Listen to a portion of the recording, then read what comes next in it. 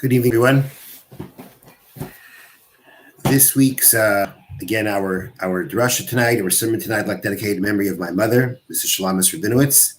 Shalamis was Rav Yaakov Eliezer. Now, tonight's Drasha is going to be a little bit different than usual. Usually, it's about a thought on the Parsha. And before the Yom Tovim, for the holidays, a thought on the holiday. Actually, today we're going to go through some halachas. We're going to go through some laws. And the reason is because this year, with Pesach falling out on Saturday night, and which means that Erev Pesach, the before Pesach is Shabbos, a lot of the halachas, a lot of the laws and practices that we have usually for Pesach are going to be a little bit different this year. It's going to be different, and in some ways, it creates certain challenges of how to deal with Shabbos, which is Erev Pesach. So therefore, we're going to actually work through the changes of this year for that as we get ready for Pesach and as we celebrate Pesach, and how to deal with the fact that Shabbos is the day before Pesach. Now, the first thing is the fact that typically what we call the Shabbos HaGadol Drasha is on the Shabbos before Pesach. But this year, the Shabbos before Pesach is Erev Pesach itself. It's the day before Pesach. And that makes it very hard to be able to give a special sermon, a special talk in honor of the holiday on such a day, because as we'll see, it's not a typical Shabbos, and therefore it's a time to in some, it's not a typical Shabbos. There's a lot that to have the Shabbos HaGadol Drasha when it's usually done on the Shabbos before Pesach isn't practical to do it when the Shabbos before Pesach is Erev Pesach, and therefore a very common practice is to push it a week back. So although the Shabbos before Pesach is still called Shabbos HaGadol, the great Shabbos, and that has to do with the Haftarah that's read, the special Torah that the Haftarah that is read, the special Torah that's read, the Shabbos before Pesach, will be read the Shabbos before Pesach. But the Drasha, the special sermon that's attached to that Shabbos is actually pushed back a week before. And again, that Drasha, that special sermon, is dedicated to talk about Pesach. Okay, so that's why we're, so to speak, here right now, calling this a Shabbos HaGadol Drasha, when it's not actually Shabbos HaGadol this coming Shabbos. Now, typically every year, on the day before Pesach, we have what's called the Tainus B'chayrim, the fast of the firstborn, to commemorate how Hashem skipped over the Jewish houses and didn't smite their firstborn when he smote the firstborn of the Egyptians. So because of that, they developed a practice for all firstborn to fast on Erev Pesach. Now, you may wonder who fasts on Erev Pesach, but there's a reason for that. But let's go through. The first step is that essentially there is a fast on the day before Pesach, on Erev Pesach, called Tainus B'chayrim, the fast of the firstborn, as we just said. And, there were people in the history that did actually keep that fast, and they fasted into the Seder.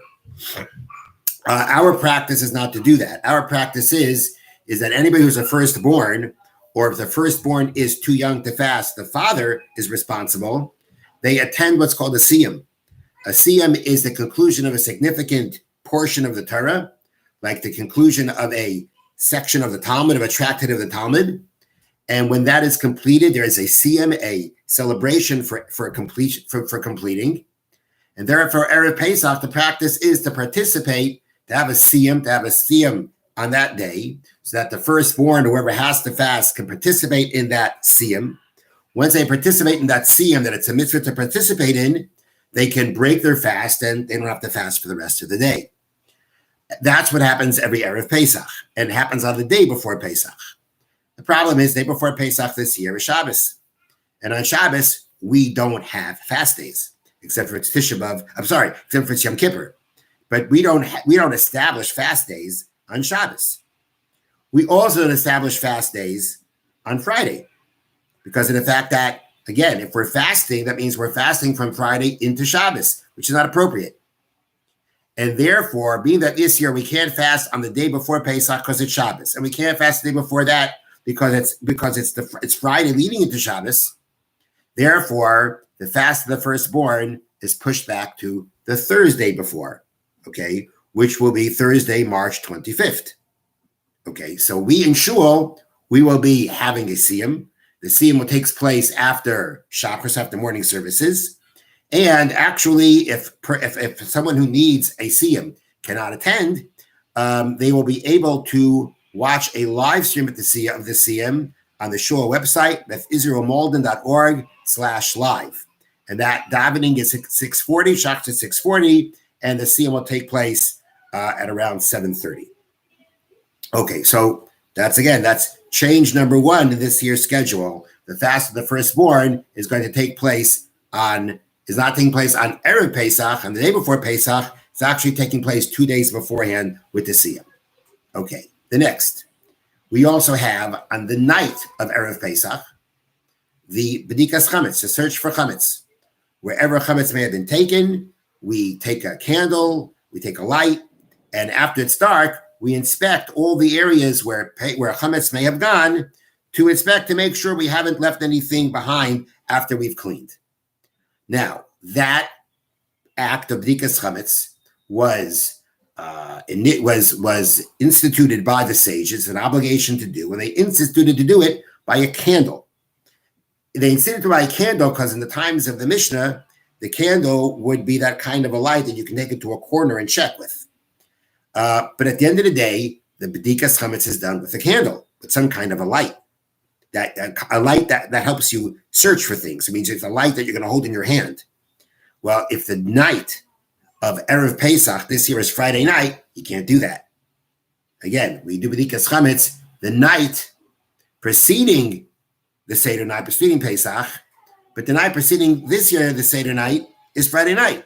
You can't carry a candle around or a flashlight in order to look for the Comets. Therefore, it's pushed to the night before, to Thursday night. Again, Thursday, March 26th. So now it comes out that on Thursday, which is 2 days, which is the day before Erev Pesach, the day before Erev Pesach, we're going to be doing the fast of the firstborn in the morning and the search for the Comets at night. Okay? At the conclusion of the search for the Comets, so like any other year, when you make the search for the Comets, there's a bracha that's made beforehand. The blessing is made. You can find it in the Haggadah. And then upon the conclusion of the B'dika, we recite what's called Kol Chamira. That is how we perform Bittul Chametz, nullification of the Chametz, where we declare that any Chametz that we may have forgotten is considered like the dust of the earth, worthless, ownerless, and we have nothing to do with it. We relinquish any ownership from it. That is done on the night of B'dikas Chametz, and that again is done this year on the night when we do B'dikas Chametz, which is Thursday night. Okay, now, in case you get confused and you forget to search for the Chametz on Thursday night, then as soon as you remember on Friday, you do it on Friday. It can be in the middle of the day. As soon as you remember as soon as you realize you didn't do B'dikas Chametz, you do it on Friday. Okay, and you'll do it on Friday, even if it's going to be light outside, you'll still do it with a candle. All right, now, the next day is Friday, March 26th. Friday on the calendar is the day before Pesach. And therefore, number one, even though typically on the day before Pesach and Shachris, there is the paragraph of Mizmor Lasoda in the Pesukei de Zimra, and Lamanatseach at the end of davening between Ashrei and Uval Etzion, that is omitted. This year it's not omitted, it's on Erev Pesach.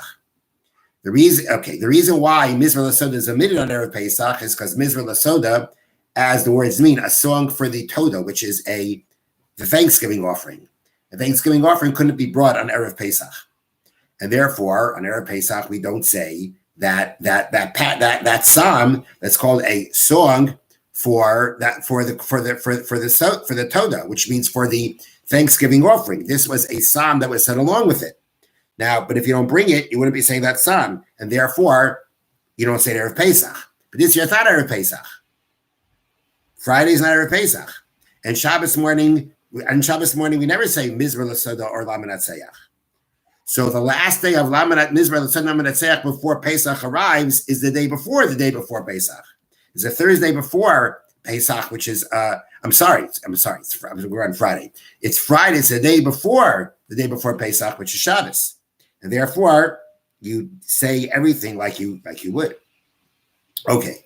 Now, essentially, we know that the burning of chametz takes place typically on the day before Pesach.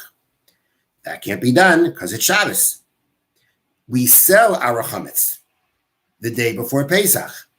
Can't do that on Shabbos. So clearly it has to be done the day before Shabbos. It has to be done on Friday.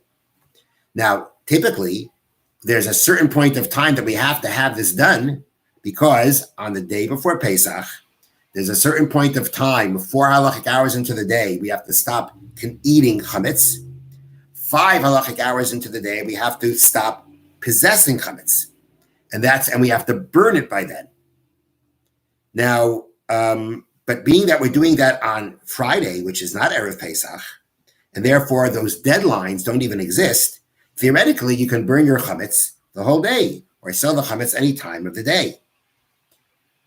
Practically speaking, our practice is that we burn the chametz and we sell the chametz by the time that if this day would have actually been Erev Pesach, that we would have done it by. And the reason is to avoid confusion.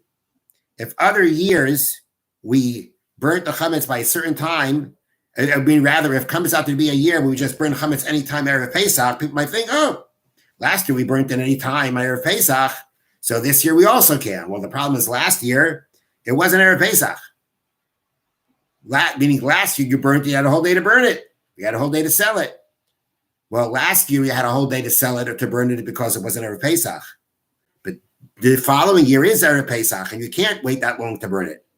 Therefore, in order to avoid the confusion, this year on Friday, which is not Erev Pesach, and theoretically there's no deadlines to have to worry about regarding burning or selling the chametz, we still sell it at the time or by the time that it would have been that we would have had to have done it were it to have actually been Erev Pesach. And again, to avoid confusion for future years when we're actually doing it on Erev Pesach, so not to think that we have a whole day to do it.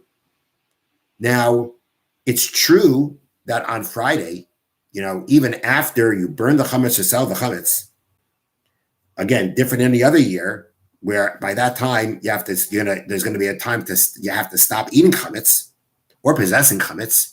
Really doesn't apply this year. Those deadlines. It's not Erev Pesach. Theoretically, you can go to a store and Friday afternoon and buy something chametz and eat it. If you and the truth is that. Okay, we'll talk about this soon. There's going to be chametz. There could very well be chametz afterwards in your house. Now, typically, after every search for chametz, there's still maybe some chametz left, which you want to eat in the next morning. And then, again, the next morning, Erev Pesach, you got to get rid of it by a certain point of time. Now, this year, that's not going to be relevant. This year, halachically, it's not relevant in the sense that I have to finish this on time Friday. Theoretically, on Friday, I can eat or possess chametz as long as I want. Nonetheless, we still, whatever we're planning on burning, we burn in the morning by the time as if it would have been Erev Pesach. And our general practice, there are other communities maybe differently, but our practice is that we sell the chametz at the same time on Friday as if it would have been Erev Pesach. Just that the sale doesn't include any kind of chametz that we may still be holding onto to eat on Friday or to eat Friday night or Shabbos morning, which we'll talk about. So the understanding is that when you're selling the chametz to the non-Jew, that certain things are not going to be included in the sale because you still may need it afterwards. But whatever you're not going to need, and you clearly should not start overdoing it on chametz on Friday because it just could create a lot of problems because on Shabbos, you're going to have to get rid of it at some point. So the general practice is to minimize whatever chametz we have around Friday after we have burnt the chametz and sold the chametz. We're going to minimize whatever chametz we're holding on to. But theoretically, there's no prohibition. And therefore, if let's say, again, you forgot, you didn't burn your chametz by the time that chametz was supposed to be burnt by on Friday, you really have a whole day to burn it, because that's just a practice that we do to burn it and sell it by a certain point of time, so as not to get confused for the future. But essentially, it's not Erev Pesach. The deadlines aren't there. And therefore, you could actually eat chametz and even possess chametz. And the understanding between the Jew selling the chametz to the guy and the guy buying it is that he is allowing you still to go ahead and partake of whatever chametz that you may want to, or perhaps to say that it's not included in the sale. Okay. So that is what takes place on Friday. On Friday. Okay.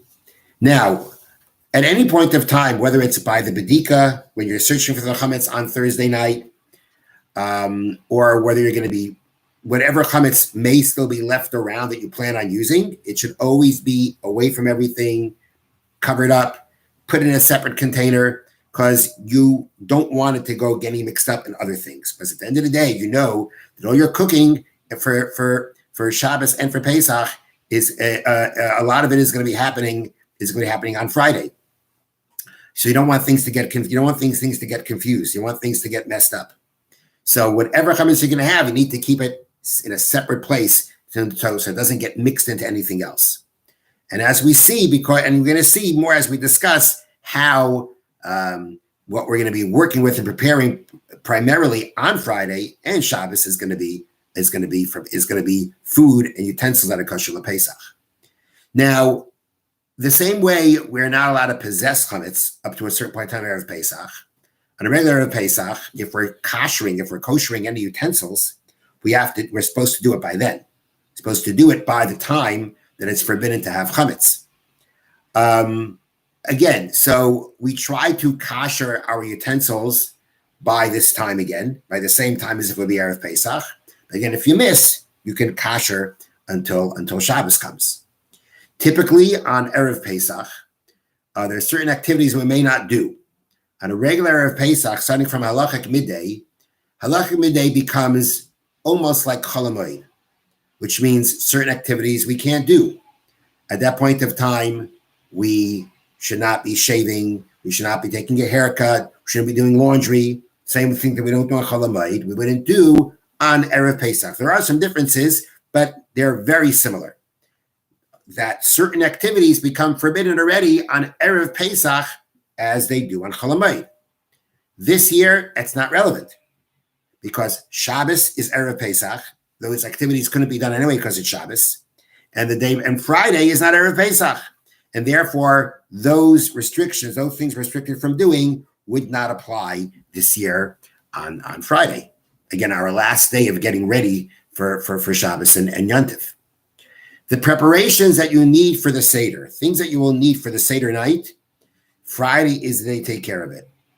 We know that on the Seder plate, we have a roasted egg and a roasted zroa, shank bone, whatever it is that you use. Those should be roasted before Shabbos. If you're checking your lettuce leaves for insects, you do it before Shabbos.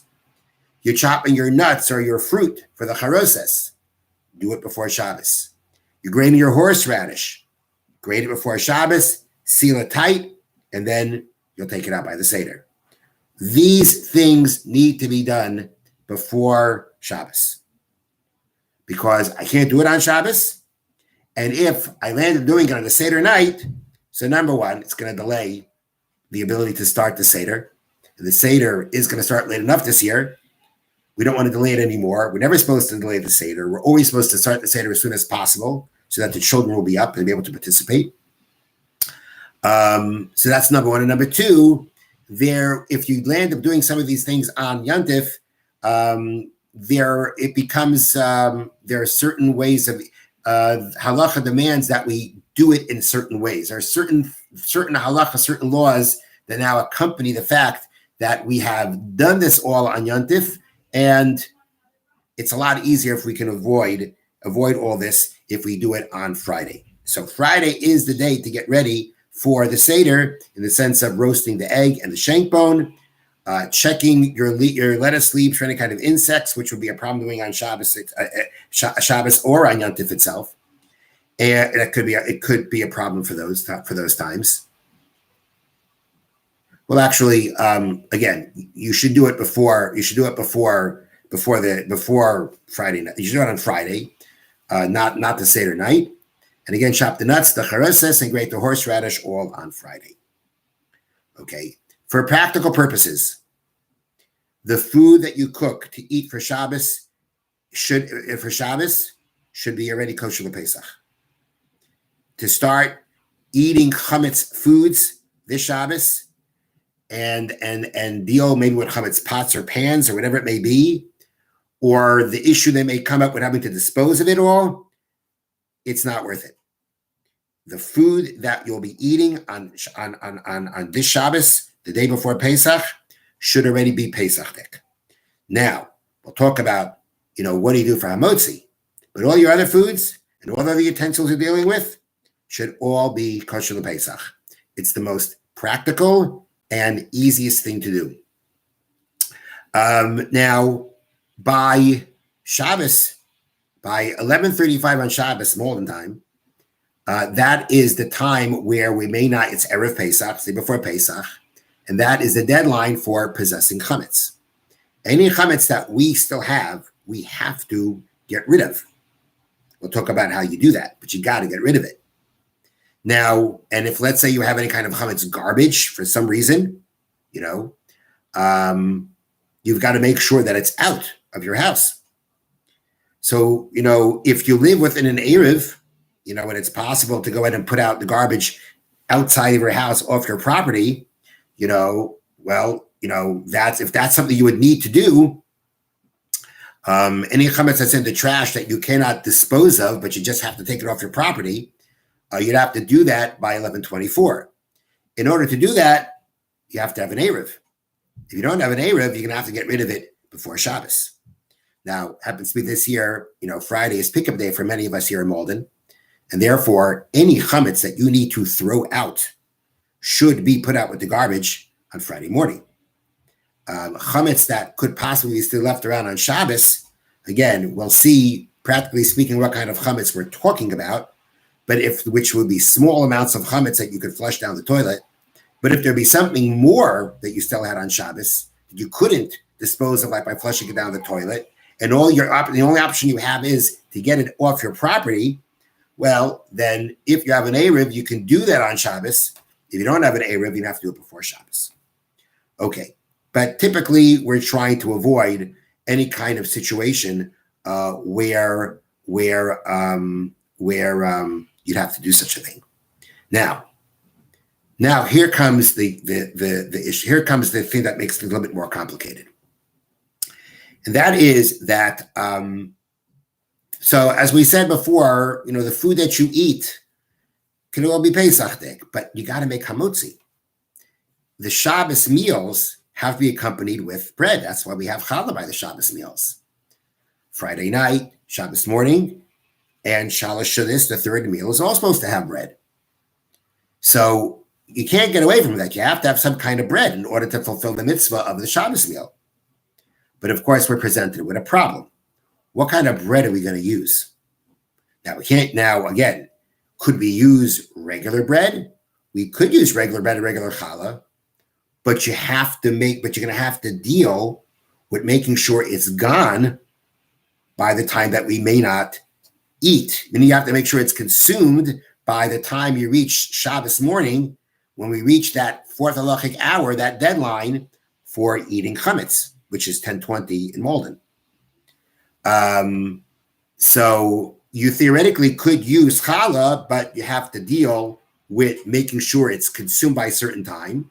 And, there are crumbs that are left around. There can be pieces left around. You're going to have to deal with that and dispose of it properly, which we'll talk about soon. But that could be an option, but that's the option. But you've got your challenges with it. If you have little kids in your house and giving them challah, that can make even bigger problems if we start carrying it all around. So you could theoretically use challah by the time that it's forbidden to eat chametz, but clearly there are the challenges of disposing of it. To use matzah, regular kosher Pesach matzah, is a problem because on Erev Pesach we're not allowed to eat matzah, even though Friday night, the night of Erev Pesach, that's not a problem. The prohibition of eating matzah Erev Pesach is from the day of Erev Pesach, not from the night. Nonetheless, we don't use regular matzah Friday night this year when it's Erev Pesach comes out on Shabbos because of that prohibition of eating on Erev Pesach, of eating matzah on Erev Pesach. Since we're not going to be eating it by day, we don't use it by night. But again, so you can't use regular matzah. Now, there is another possibility, and that's called egg matzah. Egg matzah in halacha is called a matzah ashira. It's matzah that's not made with water, it's made with fruit juice. And egg matzah is something that our practice in general, our general practice is that we may not eat egg matzah on Pesach. The only people who may eat egg matzah on Pesach are people who are ill and unable to digest, to deal with regular matzah. They may eat egg matzah on Pesach. They can't use it for the mitzvah of eating matzah to Seder, but they can eat it. But for other people who are not ill, for other people who don't need to eat egg matzah, our practice is that we don't eat egg matzah on Pesach. We're going to get to the reason right. Well, the reason is because there are those who say that if water does mix together with the juice to make the dough, it could become a chametz. So because of that opinion, because of that argument, we say, okay, matzah shira, our custom is egg matzah shira, which is egg matzah. We don't eat that on Pesach. We treat it like chametz, regarding the fact that we don't eat it. There's no permission of possessing it, but we don't eat it. Okay. So now, but how about using that before Pesach? Use it for Friday night. Use it Shabbos morning. It's not the matzah that you can use by the Seder. So that shouldn't have a problem being prohibited. Egg matzah, though, has its own challenges. And that is because egg matzah during the year is really, in Jewish law, considered like cake. And if it's like cake, to use cake instead of bread, there is lots of discussion in Jewish law about that, but it's complicated. Okay, so now let's go through what are your options for hamotzi for the Shabbos meals. And let's go through what would be the process of the meal. What would be the order of things. So let's start Friday night. So Friday night, you have an option of using challah. Now, you don't want to use a big challah. You would try to use small rolls, even maybe small bagels, or even a pita, something that's considered a whole bread. It doesn't crumble too much. Nonetheless, you would spread out napkins. So what you're going to do is like this. You're going to have your Shabbos table, covered, let's say, with a plastic tablecloth, and you're going to make hamotzi. Okay, you're going to make hamotzi, and if you're using these rolls or whatever bread you want to use, and you want to eat it, and again, you want to have small portions, small rolls. You want to be able to consume as much as you can, and to be able to eat the amount that you should, which is, a small roll is enough. Little tea roll, that may be a little bit too little, but a small roll would work. And you want to consume the whole roll. You don't want to have leftovers. And if there are any crumbs that fall, you want to be eating it over a napkin so that when the crumbs will fall, they'll fall into the napkin. When you're finished eating, you wrap up the napkin, you flush it down the toilet. This is what we want to do. We want to be able to dispose of the chametz. We can't burn it because it's Shabbos. So the next best thing is to dispose of it in a real way of disposal. Flushing it down the toilet is just fine for that. That's perfect for that. Okay. So you basically, eaten your challah or whatever it is, your bread. You've disposed of what's ever left over. You should then take off the plastic tablecloth because, I'll explain soon why. You should take off the plastic tablecloth. If there are any crumbs in the plastic tablecloth, you can just wipe them into your hand and flush them down. Shake the tablecloth over the toilet. Wrap on this plastic tablecloth, throw it away. The rest of your meal, Pesach dik. Pesach food, Pesach utensils, Pesach everything. You want to use disposable because it's just easier to use. But the point is that again, we want to consume, if we're going to use any kind of chametz for our hamotzi, everything else shouldn't be chametz. The more chametz you have around, the bigger the issues and challenges, or the bigger the issues you have to deal with about disposing of it. Just if you're using bread for hamotzi, use your bread for hamotzi. Anything else, keep it pesachdik. It's just the easiest, most practical thing to deal with. And because of the fact that you are going to do everything pesachdik, you don't want any crumbs lying around afterwards on your tablecloth, there in case they're there. Therefore, wrap the tablecloth, throw it away. Okay. Now, if you're going to want to do that, or going to be able to do that, to wrap it up at least, you therefore want to make sure that if your Shabbos candles aren't on the table, or you typically have them on the table that you're eating, you don't want them on top of that plastic tablecloth, because the candles are muktzah. You can't move them on Shabbos, and they're on top of the plastic tablecloth. You're not going to be able to remove the tablecloth. So if you have them on the table, that tablecloth you're eating your chametz on should be spread up to there in order to be able to remove it. Again, if let's say you forgot and you left the candlesticks on the tablecloth, you would just make sure to wipe off the tablecloth well from any crumbs that were left there. Okay, so if we're talking about using some kind of a challah roll or anything like that, so we have that's what we do Friday night. And that's what we would do Shabbos morning. Do the same process. Shabbos rolls, eat hamotzi, complete it, go ahead, over a napkin, throw away the crumbs, take off the tablecloth, eat the rest of the meal of Pesach meal. And just make sure that the hamotzi is done before the time that it's prohibited to eat chametz on Erev Pesach, which is going to be 10:20 this year in Malden. So, that is a possibility. Now, a lot of people don't like this possibility because they just don't like the idea of using chametz in a house, especially bread, which can crumble, and what happens to kids carry it around and things like that. There is another option, if it's feasible, to actually start your meal outside. Make kiddush and have a motzi outside, okay? Eat the bread, eat your challah outside. After you're finished, you can it's enough then to brush the crumbs onto the ground. And you're having in mind when you are beginning your meal that your plan is that you're making hamotzi outside and you're going to finish your meal inside. And being that was your intent to finish your meal inside, you would be able to bench to say berachas hamazon there too. So that's another option. Again, not always feasible for people, but another option. The other option is egg matzah. And basically, Rav Moshe Feinstein practiced this, that he used egg matzah on Erev Pesach. And even though egg matzah typically during the rest of the year, we don't consider it as bread, but being that here we are using it as in place of the bread for our meal and eating it with the meal, we can consider it just like regular matzah from the bread point.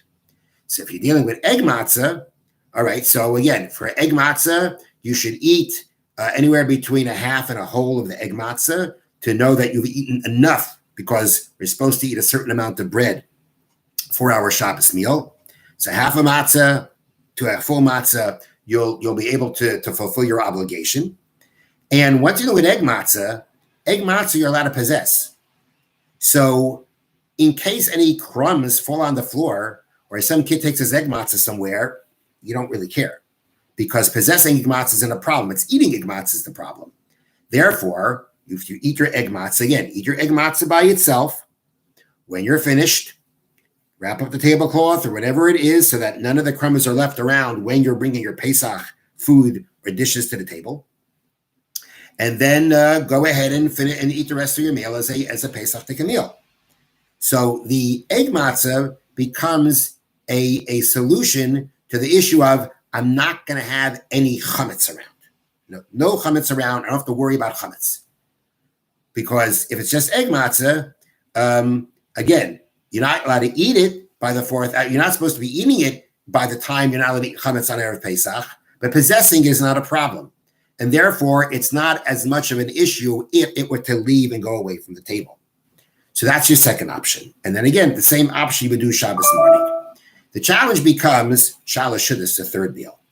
the third meal is a challenge because, number one, the third meal is supposed to be eaten after halachic midday of Shabbos.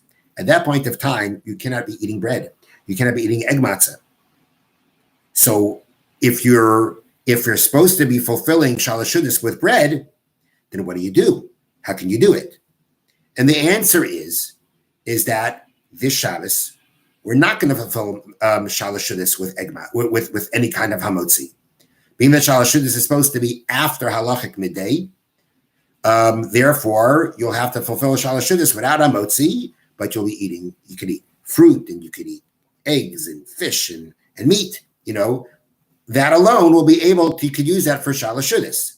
It's just that you have to be finished eating, or once you hit the beginning of the 10th halachic hour of the day, which this year comes out to be 4:34 here in Malden. At that point of time, you have to kind of take it easy on what you're eating so as not to mess up your appetite for the Seder. And if you're eating something like kneidlach, cooked matzah, baked matzah products we can't have on Erev Pesach either, day before Pesach either. Cooked products we can have until the beginning of the 10th hour of the day, till 4:34. So, Shalosh Shudas this year is going to be fulfilled primarily, and you'll see why I'm saying the word primarily, by eating other foods as Shalosh Shudas without hamotzi in the afternoon. There are those who also do something else in order to be able to fulfill Shalosh Shudas with hamotzi. And this is something that's unique to this situation because, again, the rest of the year you would never eat Shalosh Shudas for halachic noon, which is around 12:49 next Shabbos. You would never eat Shalosh Shudas before noon, before halachic noon. You would never do that.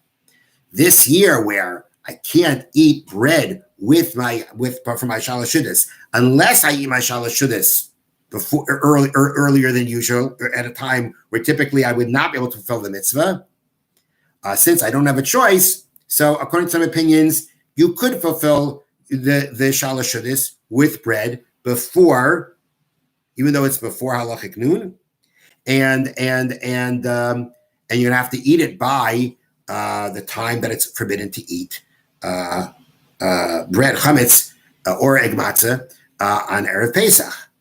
Which means that somehow or another you're gonna have to cram with it by 10:20 Shabbos morning 2 meals. One that's your first meal for Shabbos, and then your third meal for Shabbos. How are you gonna do that? Well, one thing to have the time to do that, davening has to start early. Now the truth is, whether you do this 2 meal thing, split your meal in 2 in the morning or not, have 2 meals in the morning or not, you still have to start your davening early because you got to be finished by 10:20. So you got to make sure you have to finish your hamotzi at least by 10:20. So davening has to be earlier. The other option now, being able to have 2 meals, meaning to be able to have a hamotzi with a Shalosh Shudas, is what we call splitting the meal, which means that you will wash, you'll eat some of your Shabbos meal, like your appetizer, you will bench, you will either wait a half an hour or take a walk around the block because you need to make a separation. And then again, you'll wash and finish your meal. And again, you'll have to be finished eating your bread by 10:20 by the time that you have to stop eating chametz, whether you're using challah, whether you're using egg matzah, right? And you have to finish your hamotzi by then, but once you finish your hamotzi by then, you can continue your meal afterwards. So some people will do that in order to be able to get in a Shalosh Shudas with bread. But even if you do that, you should still be eating something in the afternoon as Shalosh Shudas because of the fact that not everybody agrees that works.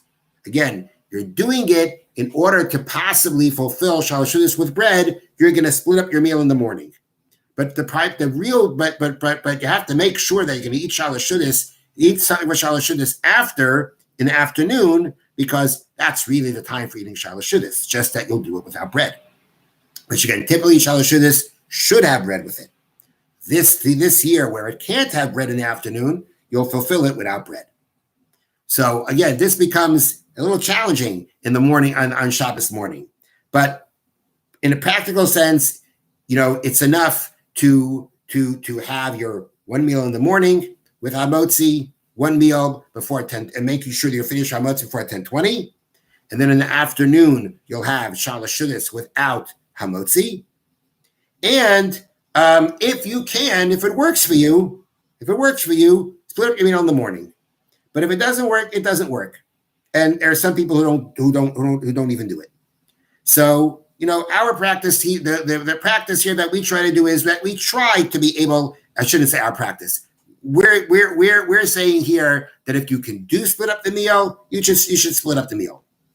But again, only if it's something that works for you. Okay. Again, you have to make sure that any chametz you have left has to be disposed of by the 5th halachic hour of the day, which is 11:34. And by that time, that is when you say the second kol chamira. This is something I should have mentioned before. Typically, when we burn the chametz, we say another kol chamira, we nullify the chametz again. We don't do that when we burn the chametz on Friday because we're not really done with chametz by then. But when we are done by chametz on Erev Pesach, meaning by the time that we have to dispose of all our chametz, that is when we say the second kol chamira, second nullification of chametz. The second nullification that typically comes after burning the chametz, which again you can find in the Haggadah, that is, we don't say it by the burning of the chametz, but rather we say it on Shabbos by the time we have disposed of all our chametz.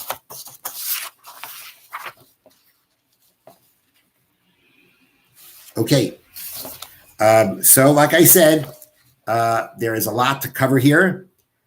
This all can be found in writing, whether you got the shul sent out an email with this all written up. You can get it off the shul website, thefisralmolden.org. But I wanted to speak it out, hopefully, to make it more understandable when you read it or you refer back to it. In case anybody has any kind of questions about this or any other Pesach questions, please feel free to contact me. And I wish you all a good Shabbos, a wonderful Shabbos, and all your preparations for Pesach should go well. Next Thursday night, which is when we search for chametz, there will not be a class, but we will have the parsha. We will have some kind of a class next week on live stream. So again, wishing you a wonderful Shabbos, and all your preparations for Pesach should go well. Stay safe.